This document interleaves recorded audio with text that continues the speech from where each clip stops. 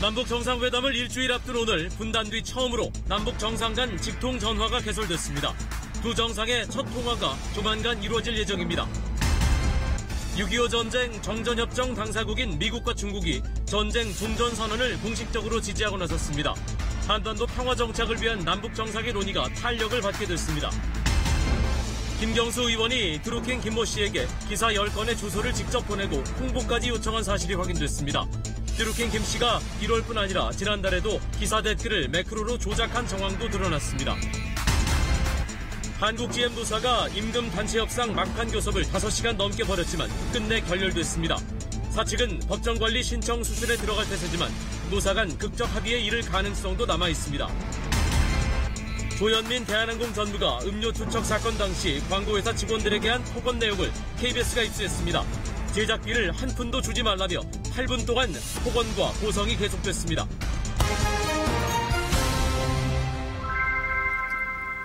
여러분 안녕하십니까? 4월 20일 금요일 KBS 9시 뉴스입니다. 정상회담을 일주일 앞두고 남북 정상 간 핫라인, 즉 직통 전화가 오늘 개설됐습니다. 두 정상이 집무실에서 전화기만 들면 언제든지 대화가 가능해졌습니다. 조만간 두 정상의 역사적인 첫 통화가 이루어질 예정입니다. 첫 소식 김지선 기자입니다. 오늘 오후 3시 41분 청와대와 북한 국무위원회를 연결하는 남북 정상 간 직통 전화가 연결됐습니다. 여보세요? 예, 잘 들리십니까? 예, 여기 서울 청와대입니다. 분단 이후 처음으로 설치된 남북 정상 간 직통 전화로 이제 정상 간 직접 소통이 가능해진 겁니다. 송인배 청와대 제1부속실장이 전화를 걸자 북한 국무위 담당자가 평양입니다라고 전화를 받았습니다. 전화가 잘 들리는지 확인한 뒤 송 실장은 서울은 날씨가 아주 좋습니다. 북측은 어떻습니까? 라고 물었고 북측 담당자는 여기도 좋습니다라고 답했습니다. 직통전화는 두 정상의 집무실에 설치됐고 4분 19초간 시험 통화가 이뤄졌습니다. 전화 연결은 매끄럽게 진행되었고 전화 상태는 매우 좋았습니다. 마치 옆집에서 전화하는 듯한 느낌이었습니다. 지난 1월 약 2년 만에 판문점 연락 채널이 복원된 것을 시작으로 불과 4개월 만에 정상 간 핫라인까지 갖추게 된 겁니다. 청와대 관계자는 분단 70년 만에 남북 정상이 언제든지 전화를 하면 연결이 되는 상황이 됐다며 매우 의미 있는 사건이라고 평가했습니다. 정상회담 전 양측 정상이 직통전화로 미리 통화하기로 한 만큼 조만간 두 정상의 역사적인 첫 통화가 이뤄질 것으로 보입니다. KBS 뉴스 김지선입니다. 이번 정상회담에서는 남북한 간 종전선언이 채택될 가능성이 어느 때보다 높은데요. 6.25 전쟁 직후 정전협정을 맺었던 당사국 미국과 중국이 오늘 남북한 간 종전선언을 지지한다고 공식적으로 밝혔습니다. 워싱턴에서 박유한 특파원입니다. 미 국무부 정례 브리핑에서 비핵화와 종전선언 가운데 무엇에 더 우선순위를 두느냐는 질문이 나왔습니다. 국무부 대변인은 이렇게 답했습니다. I can't name the priorities for those two governments sitting down and having their conversation and their meetings. I can just say that we would certainly like to see an end, a formal end to the armistice. 트럼프 대통령은 아베 총리와의 정상회담 자리에서 6.25 종전협상이 논의되고 있음을 처음으로 공식화하고 확고한 지지 입장까지 밝혔습니다. 미 국무부가 이틀 만에 종전선언에 대한 지지 입장을 공식적으로 재확인한 겁니다. 때를 맞춘 듯 중국도 종전선언을 지지하고 나섰습니다. 中方支持半岛早日结束战争状态，有关各方合力构建半岛和平机制。 65년 전 6.25 정전협정을 체결한 당사국 미국과 중국이 종전선언 지지 입장을 밝힌 겁니다. 종전선언은 남북 정상회담 의제인 항구적 평화체제 구축의 필수 조건이자 핵심 방안으로 꼽혀왔습니다. 트럼프 대통령은 오늘도 좋은 일들이 일어날 거라며 북미 정상회담에 또 한 번 기대감을 표했습니다. 남북 또 북미 정상회담에서 종전과 평화체제 구축이 구체적으로 논의될 가능성이 부쩍 커진 상황입니다. 워싱턴에서 KBS 뉴스 박유환입니다. 다음은 댓글 조작 사건 속보입니다. 민주당 김경수 의원이 지난 대선 과정에서 드루킹 김모 씨에게 기사 홍보를 요청한 사실이 확인됐습니다. 경찰은 곧 김 의원을 소환 조사할 방침입니다. 윤보미 기자가 취재했습니다. 김경수 의원이 드루킹 김모 씨에게 텔레그램으로 모두 10건의 기사 주소를 보낸 사실이 공식 확인됐습니다. 재작년 11월부터 지난해 10월까지로 8건이 대선 이전에 보낸 겁니다. 대선 토론회에서 홍준표 당시 한국당 후보가 문 후보에게 밀린다는 기사부터 반기문 전 총장의 봉하마을 방문을 비판하는 기사까지 이른바 친문 기사들입니다. 김 의원은 기사 주소를 보내면서 홍보해주세요라는 말을 덧붙이기도 했고 드루킹이 처리하겠습니다라고 답한 메시지도 있었습니다. 지난해 5월 공유한 기사에선 드루킹이 직접 댓글을 단 것으로 보이는 흔적도 있습니다. 드루킹은 우리가 선풀운동을 해줄 것으로 생각해 김 의원이 자신에게 기사를 전송한 것 같다고 경찰에서 진술했습니다. 경찰은 드루킹이 댓글 활동을 하면서 타인의 아이디를 쓰거나 매크로 등 불법 수단을 동원했는지 살펴보고 있다고 밝혔습니다. 수사 초점은 드루킹이 조직적인 여론 조작 행위를 한다는 사실을 김 의원이 알고 있었는지에 맞춰질 것으로 보입니다. 경찰은 특히 김 의원과 드루킹이 텔레그램 외에 보안성이 높은 해외 메신저 시그널로 수십 건의 대화를 주고받은 사실에 주목하고 대화 내용을 분석하고 있습니다. 인사청탁 의혹과 관련해서는 조만간 김 의원의 보좌관을 불러 조사할 계획입니다. 또 압수물 분석이 끝나는 대로 김 의원도 소환해 조사하는 등 수사 속도가 한층 빨라질 것으로 보입니다. KBS 뉴스 윤보미입니다. 드루킹 김모 씨는 올 초에 한두 번 정도 인터넷 댓글을 조작한 게 아니라 비교적 최근까지 계속했던 것으로 드러났습니다. 경찰은 김 씨의 댓글 조작이 언제부터 언제까지 이루어졌던 것인지를 집중 조사하고 있습니다. 이어서 김용준 기자입니다. 문재인 대통령 국정 지지도가 지난주보다 3%포인트 올랐다. 남과 북을 이으면 한반도 운명은 변한다. 지난달 16일 네이버에 올라온 이 기사들에는 수천 개의 댓글과 수십만 건의 공감, 비공감이 달렸습니다. 경찰은 네이버의 분석을 의뢰한 결과 매크로 프로그램이 사용된 걸로 보인다는 회신을 받았습니다. 또 개헌 논의와 기업들의 탈중국 움직임, 트럼프 미 대통령의 주한미군 철수 발언 관련 기사 등 6개 기사 18개 댓글에서 매크로 조작 정황이 추가 확인됐습니다. 모두 드루킹이 김경수 의원에게 공유한 기사들입니다. 드루킹이 지난 1월 평창 동계올림픽 남북 단일팀 기사 댓글 조작에 이용한 아이디 600여 개 가운데 200여 개가 동원됐습니다. 하지만 드루킹은 최근 경찰의 구치소 접견 조사에서 매크로는 지난 1월 시험 삼아 한 번 써봤을 뿐 평소에는 선풀 운동만 했다고 주장했습니다. 경찰은 드루킹 진술의 신빙성이 떨어진다고 보고 지난달 김경수 의원에게 공유한 기사 3천여 건 전체에 대해 매크로 이용 여부를 확인하기로 했습니다. 또 대선 이전에도 불법 댓글 조작이 있었는지 수사를 확대하고 있습니다. 경찰은 매크로 프로그램 입수자인 서유기 박모 씨의 구속 여부가 결정되는 대로 프로그램 입수 경위와 사용 기간을 집중 조사할 방침입니다. KBS 뉴스 김용준입니다. 이렇게 날마다 새로운 의혹들이 불거져 나오자 검경의 늑장 대응과 부실 수사를 질타하는 목소리가 더욱 커지고 있습니다. 이어서 이승재 기자입니다. 댓글 조작 사건의 김경수 의원 연루 의혹이 터져나오자 경찰에는 질타가 쏟아졌습니다. 드루킹 김 씨를 구속한 게 지난달 말인데 열흘 넘게 제대로 수사하지 않았단 겁니다. 서울청장 각성하라! 사퇴하라! 경찰은 지난 5일 드루킹과 김 의원의 텔레그램 대화를 처음 확인한 뒤 지난 9일 검찰과 협의했고 13일에는 확보한 메신저 내용을 검찰에 모두 제공했다며 숨길 의도가 없었다고 해명했습니다. 그러자 검찰이 발끈했습니다. 9일 첫 보고 때 동명이인인지도 확인이 안 돼 디지털 분석을 해보라고 했는데 지난 13일 경찰이 언론 보도 직전에 메신저 내용 200쪽을 던져놓고 갔다는 겁니다. 우왕좌왕 논란도 불거졌습니다. 지난 16일 경찰은 김경수 의원이 드루킹이 보낸 메시지를 거의 확인하지 않았다. 답변도 의례적 인사였다고 했습니다. 관련 보도가 잇따르자 오늘은 김 의원이 드루킹에 직접 보냈다는 10건의 기사 목록을 공개했습니다. 이번엔 김 의원이 강력히 반발했습니다. 수사기관이 끔찍끔 여러 가지를 흘리고 그걸 가지고 마치 큰 의혹이 있는 것처럼 부풀리고 이번 수사를 지휘하는 윤대진 서울중앙지검 1차장과 이주민 서울경찰청장은 모두 2003년 김 의원과 청와대 근무를 함께했던 사이입니다. 눈치 보기 논란에 이주민 청장은 자리에 연연하지 않고 한치의 숨김없이 수사하겠다고 말했습니다. KBS 뉴스 이승재입니다. 이렇게 부실 수사 논란이 커지면서 정치권, 특히 야당 측에서는 특검 도입 요구가 더욱 거세졌습니다. 그러나 여당은 진행 중인 수사를 일단 지켜보자고 맞서고 있습니다. 최광우 기자입니다. 자유한국당은 의원총회 장소로 청와대 앞을 택했습니다. 이른바 드루킹 사건과 청와대와의 연루 의혹을 수차례 언급하며 특검 수용 여부를 청와대가 답하라는 겁니다. 특검만은 죽었다 깨어나도 받아들이지 못하겠다고 나오는 청와대의 태도를 이해할 수가 없습니다.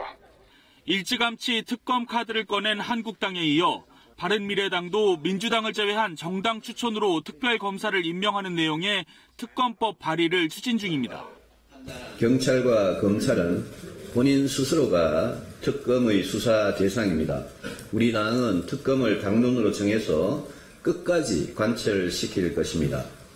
특히 민주평화당까지 바른미래당과 특검 발의에서 공동 보조를 취하기로 했고 새 야당 지도부가 다음 주 회동을 갖기로 하는 등 특검 전선에서 야권의 공동 보조는 강화되는 기류입니다. 더불어민주당은 경찰은 밝혀지지 않은 정보를 중개하지 말고 수사에 속도를 내라며 기존 수사를 지켜보자는 입장을 고수 중입니다. 자유한국당이 국가기관들을 동원한 권력형 댓글 조작과 드루킹 일당의 댓글 장난은 동일시하는 것은 하리를 보고 해라고 하는 것과 같은 이치입니다. 이런 공방 속에 6월 개헌을 위해 선행 처리돼야 할 국민투표법 개정 시한이 사흘 앞으로 다가왔지만 국회 논의는 진척을 보지 못하고 있습니다. KBS 뉴스 최강호입니다. 한국 GM 노사의 임금 단체 협상 교섭이 결렬됐습니다. 오늘이 GM 본사가 정한 노사 자구안 합의 시한이었는데요. 현장 취재기자 연결합니다. 오현태 기자. 네, 오후 1시부터 최후 교섭에 들어갔는데요. 이게 설마 했는데 협상이 결렬이 됐네요. 네, 한국GM은 오후 6시 35분쯤에 임단협 교섭 결렬을 선언했습니다. 교섭을 시작한 지 5시간 30분 만이었습니다. 협상이 결렬된 건 핵심인 군산공장 고용보호 문제를 합의하지 못했기 때문입니다. 사측은 복리후생비 1,000억 원을 줄이는데 합의해주면 고용보호를 약속하겠다는 입장이었는데요. 노조는 이걸 믿을 수 없으니 복리후생비 감축과 고용보호를 함께 하자고 맞섰습니다. 이 얘기만 서로 반복하다 접점을 찾지 못한 겁니다. 데드라인이 오늘 당일이었기 때문에 오늘 협상은 그야말로 총력전이긴 했습니다. 오후 1시부터 있었던 교섭이 20분 만에 끝나자 카오카잼 한국 GM 사장과 이만택 노조 지부장이 단 둘이 만났습니다. 나중에는 베리앵글 미국 GM 해외사업부문 사장과 국회 환경노동위원장인 홍영표 의원까지 합류했습니다. 그러나 합의에 이르지 못했고 사측은 예고한 대로 오후 8시부터 서울 모처에서 이사회를 하고 있습니다.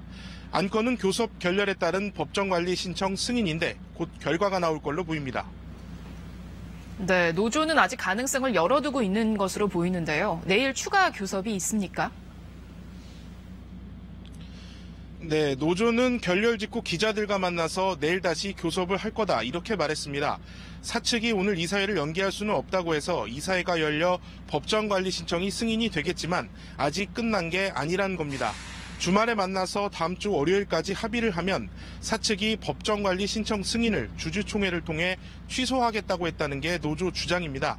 사측은 이에 대해 노조가 희망사항을 합의된 것처럼 얘기했다고 했고요.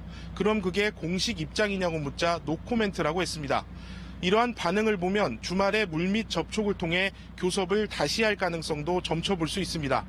한국GM 지원 여부 결정을 놓고 상황을 지켜보고 있는 산업은행도 교섭이 다시 진행돼서 법정관리까지 가는 일은 없었으면 좋겠다 이런 입장입니다. 지금까지 인천 부평 한국GM 본사에서 전해드렸습니다. 이렇게 한국GM 사측은 예고했던 대로 법정관리 신청 수순을 밟을 것으로 보이는데요. 최종적으로 법정관리까지 가게 될지는 조금 더 두고 봐야 할 듯합니다. 계속해서 박원기 기자입니다. 만약 한국GM이 예고대로 다음 주 국내 법원에 법정관리를 신청할 경우 법원은 회계법인을 선임해 자산 실사 작업에 착수합니다.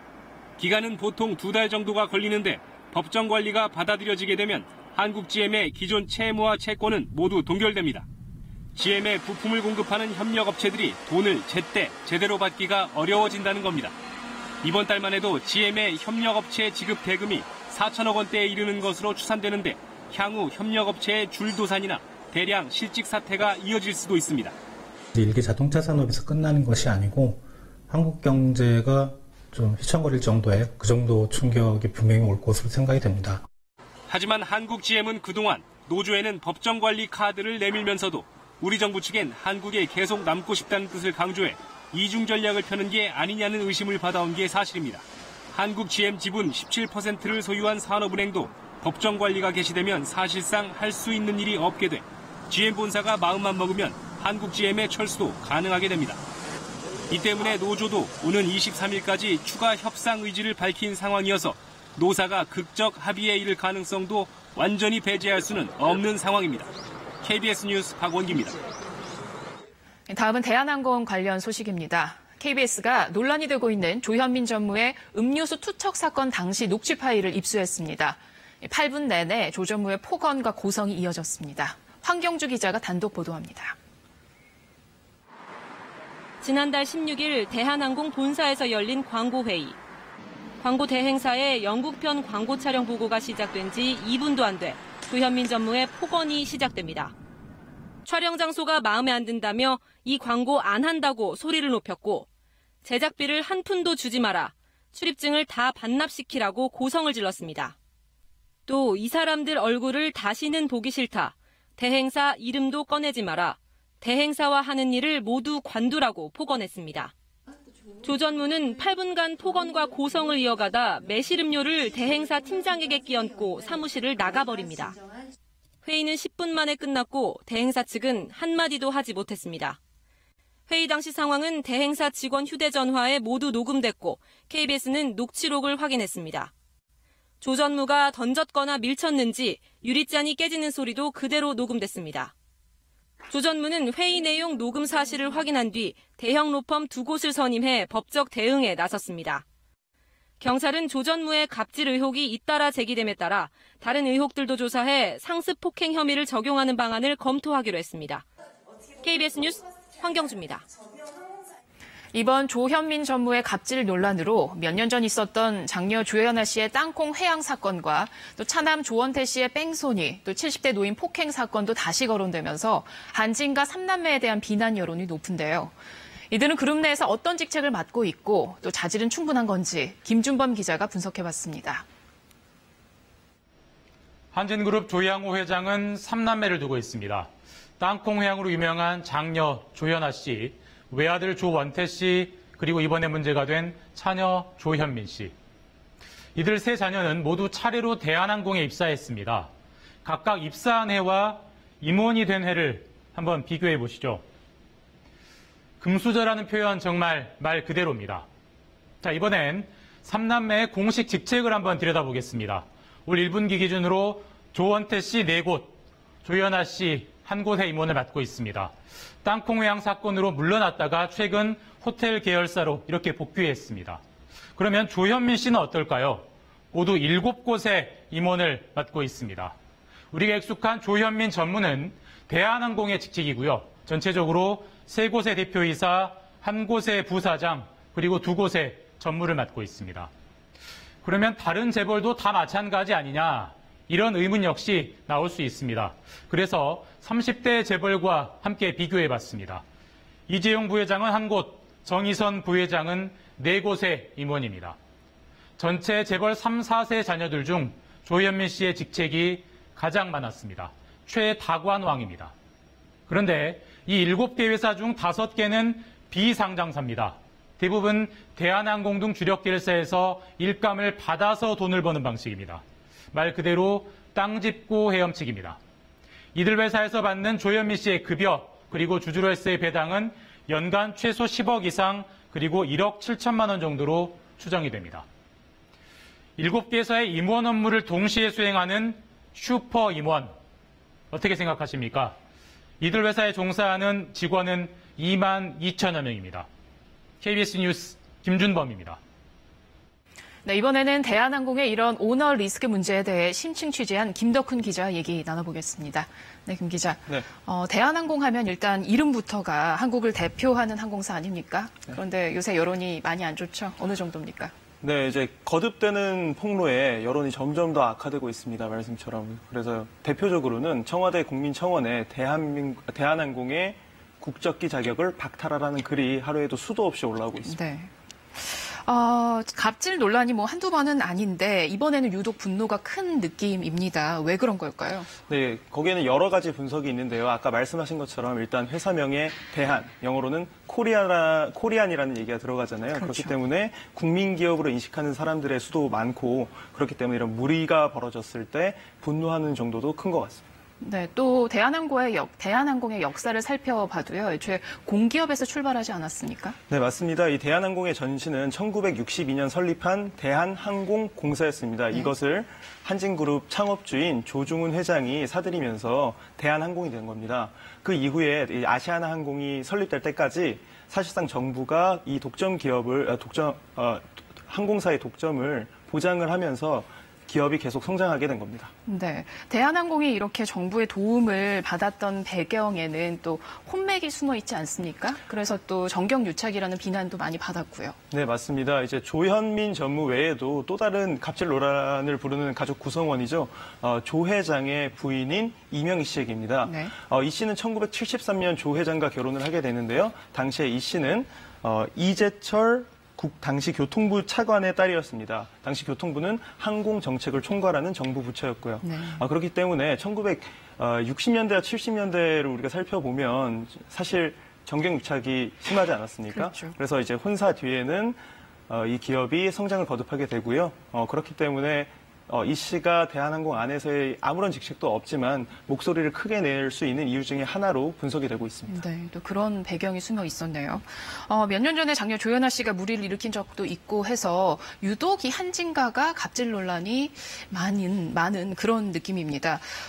한진가 대체 왜 그런 걸까? 뭔가 구조적으로 좀 그룹 차원에서 문제가 있는 건 아닐까 이런 생각도 들거든요. 일단 기업 구조를 살펴보면 이건 한진만의 문제라기보다는 대부분의 재벌 기업들이 총수 일가의 자동 승계와 그다음에 그 뒤에 잇따르는 황제 경영, 이 큰 틀은 바뀌지 않는다고 보는데요. 근데 대한항공이 특이한 점은 다른 기업들이 이런 사회적인 큰 무리를 일으킬 때 투명성을 강화하는 쪽으로 이제 개혁을 했다면 대한항공은 그 거꾸로 갔던 경우가 많습니다. 일례로 2000년대 초반이죠. 한진그룹의 2세들이 서로 이제 편을 나눠서 경영권 분쟁을 벌인 적이 있는데 이 분쟁이 끝나자마자 한 일이 3세들, 그러니까 이제 본인들의 자녀를 경영 일선에 등장시키는 일이었습니다. 이렇게 제도적인 개선으로 투명성을 강화한다기보다는 점점 가족 경영이 고착화되면서 문제들이 풀리지 않고 있는 것 같습니다. 네, 그렇게 갈수록 오너 일가가 경영권이 커졌는데 직책도 커지고요. 경영은 그래서 잘 했습니까? 실적은 어떻습니까? 실적, 경영을 잘했다 또는 못했다 이렇게 분석하는 게 굉장히 어려운 일입니다만 저희가 준비한 지표가 있는데 이걸 보면서 한번 이야기를 나눠보겠습니다. 네. 한진그룹 부채 비율 전체 평균은 500%가 넘습니다. 주력 계열사인 대한항공의 경우에는 2016년 한때 1270%를 넘기도 했습니다.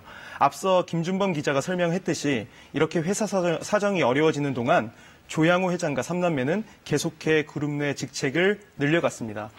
결국에 유가나 환율 그리고 항공기 임대 비용 등 재반 사정을 모두 고려한다고 할지라도 계속해서 경영 사정이 나빠진 것은 맞고요. 그렇게 총수 일가가 계속해서 문제를 일으키는데도 거의 책임을 진 적은 없거든요. 그렇죠. 과연 이것이 진정한 책임 경영인가 하는 의문을 갖게 됩니다. 그렇죠. 그런데 이런 논란들을 보면서 우리가 할 수 있는 게 뭐가 있을까 싶거든요. 뭐 민간 기업이니까 정부가 손을 댈 수도 없는 거고요. 그렇다면 뭐 주주들이 나서서 견제를 한다거나 그럴 수는 없나요? 네, 쉽지 않은 문제는 맞습니다. 하지만 전혀 방법이 없는 것도 아니거든요. 한진그룹 이제 일단 지배 구조를 보면서 한번 얘기를 해보겠습니다. 네. 지주회사격인 한진칼과 그 아래의 대한항공이 대부분의 계열사를 거느리는 핵심 기업인데 국민연금이 두 회사의 지분을 각각 11.9%, 12.6%씩 보유한 2대 주주입니다. 상당하네요. 예, 재벌 계열사 중에 국민연금 지분이 이렇게 많은 경우는 거의 없습니다. 국민연금은 아시다시피 국민의 돈, 그러니까 공적 자금이 투입된 돈이죠. 국민연금이 이렇게 2대 주주로서 자신의 권리와 책임을 다한다면 계속되는 총수 일가의 전횡쯤은 막을 수 있을 것이라는 분석이 지배적입니다. 네, 그렇게 해야 된다는 비판입니다. 네, 알겠습니다. 얘기 잘 들었습니다.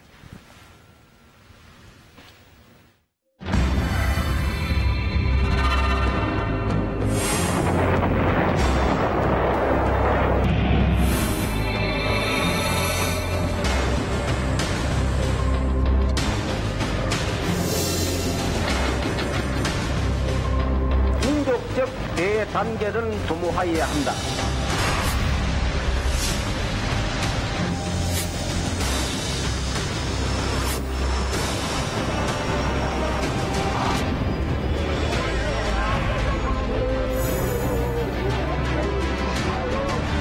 얼마나 기다렸던 순간입니까?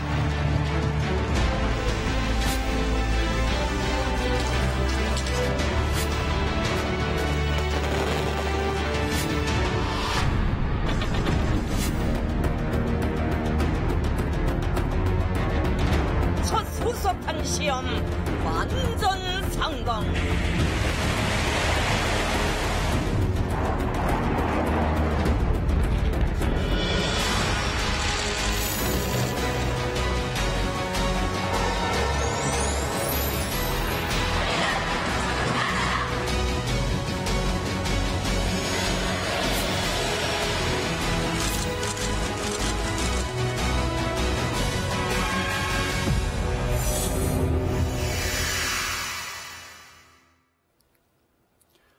(2018) 남북 정상회담의 표어는 평화, 새로운 시작입니다. 꽉 막혔던 남북 관계가 평창 동계올림픽을 통해서 극적인 돌파구를 열었고 마침내 정상회담까지 이어졌습니다. 올 초부터 숨가쁘게 전개됐던 남북한 간의 실무협상 진행 상황을 임종빈 기자가 정리했습니다. 평창올림픽에 참가해달라는 우리 정부의 끈질긴 요청에도 긴 침묵을 지키던 북한 김정은 국무위원장이 1월 1일 신년사에서 입을 열었습니다. 대표단 파견을 포함하여 필요한 조치를 취할 용의가 있으며 이를 위해 북남 당국이 시급히 만날 수도 있을 것입니다. 1월 3일 판문점 연락처를 복원한 남과 북은 1월 9일 고위급 회담을 열고 북한의 평창올림픽 참가에 합의했습니다. 2월 9일 올림픽 개막식에 김 위원장의 특사로 여동생인 김여정 당 제1부부장이 극적으로 모습을 드러내면서 북한의 변화는 가시화됐습니다. 문 대통령을 평양에 초대한다는 김정은 위원장의 친서가 전달됐고 본격적인 대화 국면이 시작됐습니다. 남북 단일팀이 코리아라는 이름으로 입장하고 있습니다.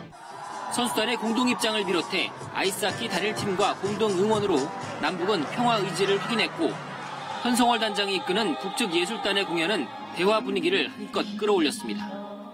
소중한 불씨를 만들었으면 이 불씨를 더 이렇게 키워나가서 정말 획기될 수 있도록 함께 해보겠습니다. 올림픽 폐막 후 우리 정부도 특사단을 북에 보냈습니다. 정의용 청와대 국가안보실장이 이끄는 대북 특사단은 3월 5일 방북 당일에 김정은 위원장을 만나 남북 정상회담에 합의했습니다. 남과 북은 4월 말 판문점 평화의 집에서 제3차 남북 정상회담을 개최하기로 하였으며 3월 28일에는 고위급 회담을 열고 4월 27일로 날짜를 정하면서 남과 북은 11년 만에 정상회담을 최종 확정했습니다. KBS 뉴스 임종근입니다.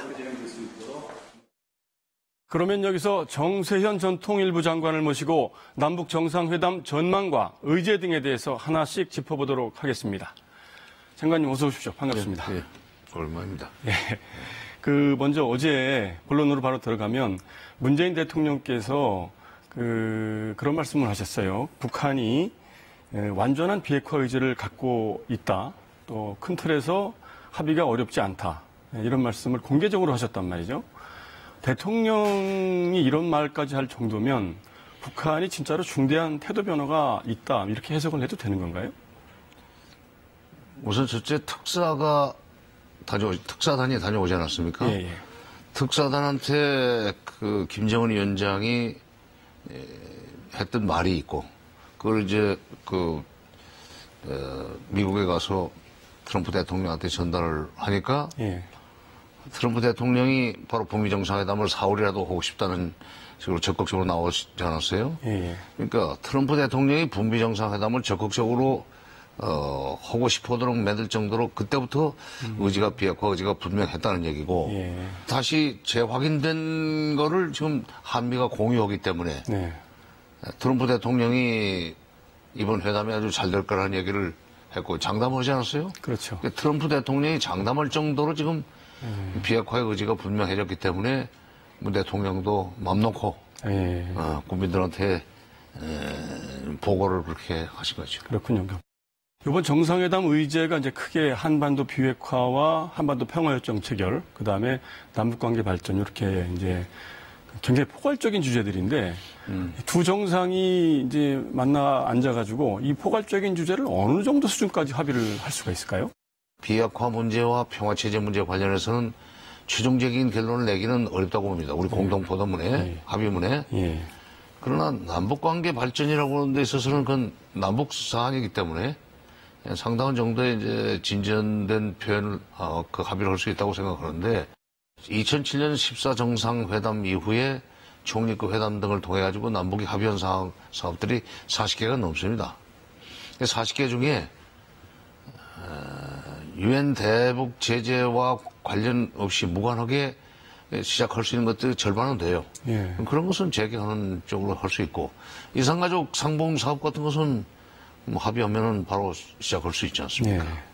두 정상이 모여 앉아서 이제 원론적이고 포괄적인 수준에서 합의를 한다 손 치더라도 과거 전례를 보면 그런 합의를 해놓고도 이게 실무 단계에서 이행 조치를 추진해 나가다가 갈등이 생기고 마찰이 생겨서 결국은 협상 전체가 깨져버리는 이런 경우가 많았단 말이죠. 공동선언이 나오면 그건 정상급에서 합의한 거기 때문에 그 이행을 하는 데서 실무자가 아무리 낮아져도 차관복급에서 해야 될 거예요. 그러니까 차관복급 이하로 내려가면 이게 좀 사고가 생겨요. 왜냐하면 그 실무자들이 할 수 있는 소위 발휘할 수 있는 재량권의 한계가 있기 때문에 책임 문제 때문에 그런지 하여튼 부차관보 이하로 내려가면은 반드시 사고가 났어요. 그러니까 정상들이 합의하고 차관복급에서 이행하는 실천 계획 같은 것을 수립하면은 이번에는 이른바 악마는 디테일에 있다고는 그런 회담의 근원이라고 할까 이것이 이번에 적용되지 않는 상황을 만들 수 있지 않겠는가. 장관님 오늘 말씀 고맙습니다. 네, 오는 6월 치러질 지방선거의 대진표가 서서히 윤곽을 드러내고 있습니다. 최대 관심사인 수도권 지역 후보들 면면을 정창화 기자가 소개합니다. 현역 시장의 수성이냐, 새로운 기수론이냐로 맞붙은 민주당 서울시장 후보 경선에선 박원순 시장이 과반을 넘기며 박영선, 우상호 의원을 제쳤습니다. 바른미래당도 오늘 안철수 인재영입위원장을 서울시장 후보로 공식 확정하면서 자유한국당 김문수 후보까지 해 전통적인 승부처인 서울의 대진표가 짜였습니다. 막판까지 뜨거웠던 민주당 경기도지사 후보 경선에선 이재명 전 성남시장이 과반 득표를 넘겼습니다. 일찌감치 후보로 정해진 자유한국당 남경필 현 경기지사와 치열한 격돌을 예고하고 있습니다.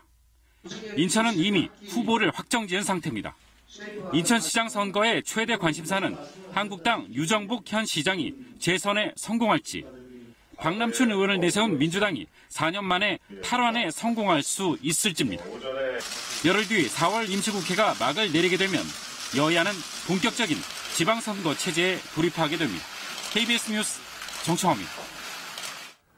홍일표 청와대 행정관의 부인이자 감사원 국장인 장모 씨가 미 존스 홉킨스대 한미연구소에 부적절한 이메일을 보냈다는 논란에 대해 감사원이 국회 파견 중인 장 씨를 대기 발령하고 진상조사에 착수했습니다. 감사원은 최재형 감사원장이 직접 대기 발령과 조사를 지시함에 따라 장 씨에게 해당 이메일 제출을 요구하고 사실 여부를 확인할 계획입니다.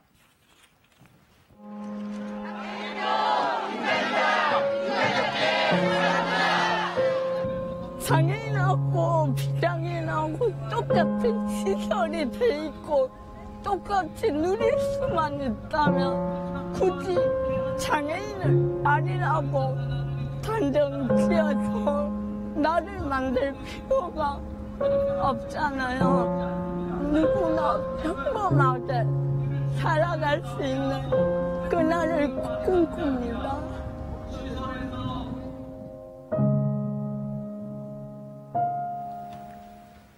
장애인의 날에 거리로 나선 장애인들의 모습이 우리나라의 장애인에 대한 냉혹한 현실을 보여주는 듯한데요.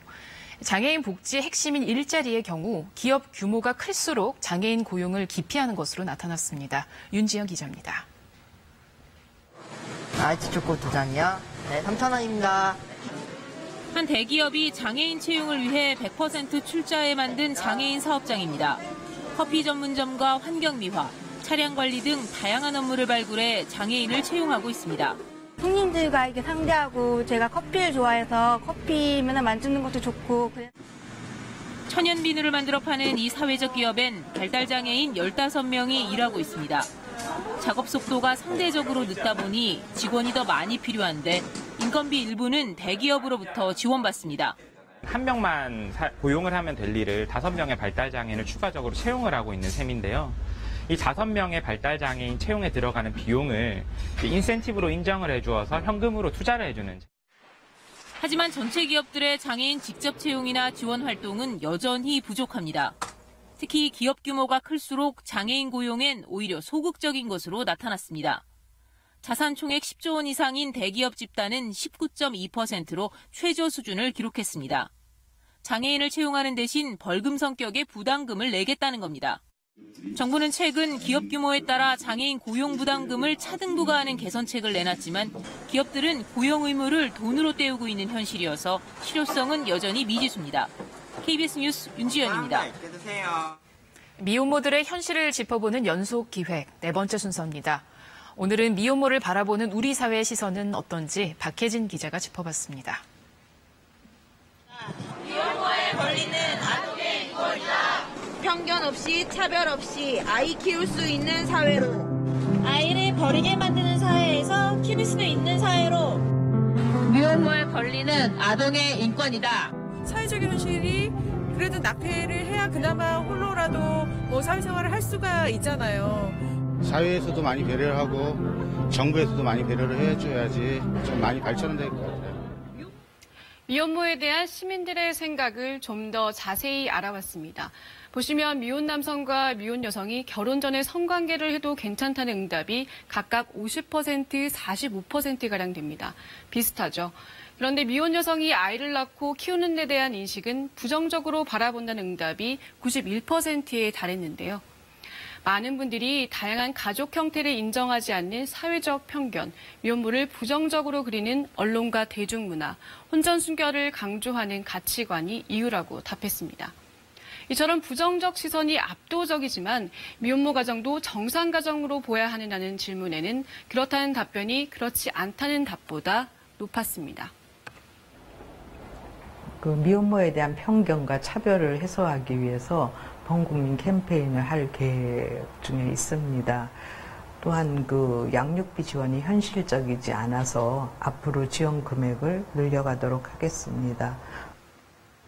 생명의 소중함에는 구별이 없을 텐데 한 생명이 탄생하는 그 순간부터 우리는 뿌리 깊은 차별을 하고 있는 게 아닐까요? KBS 뉴스 박혜진입니다. 혈액 관리에 대한 독점권을 가지고 있는 적십자사가 670억 원대의 혈액 검사기기 입찰을 진행하면서 한 다국적 업체에 특혜를 줬다는 의혹이 제기됐습니다. 입찰 과정에 석연찮은 점들이 많은데 김도영 기자가 취재했습니다. 혈액에서 바이러스를 검출하는 면역 검사 기기입니다. 적십자는 지난해 10월 기존 기기가 노후됐다며 곧 입찰이 있을 거라고 밝혔습니다. 하지만 입찰은 계속 미뤄졌고 올해 2월 1일에야 입찰에 붙여졌습니다. 공교롭게도 이날은 입찰에 참여한 한 다국적 제약업체가 입찰에 필요한 시약에 대해 국내 허가를 받은 날입니다. 앞서 적십자는 이 제약업체를 따로 불러 서류 보안과 기기 성능을 시연하는 자리를 마련해줬습니다. 국내 업체에는 제공하지 않은 혈액 검체도 500개나 제공했습니다. 반면 국책사업으로 개발된 국산 장비는 성능평가 기회도 주지 않은 채 서류 심사에서 탈락했습니다. 세달에서 기기가 너무 많다는 거죠. 다른 회사들 다 개별 기계 3개가 합쳐진 클러스터, 그 조합 기계들입니다. 저희한테만 유독 그게 세다라는 그 잣대를 내서 외국 적십자 관계자도 문제가 있다고 지적합니다.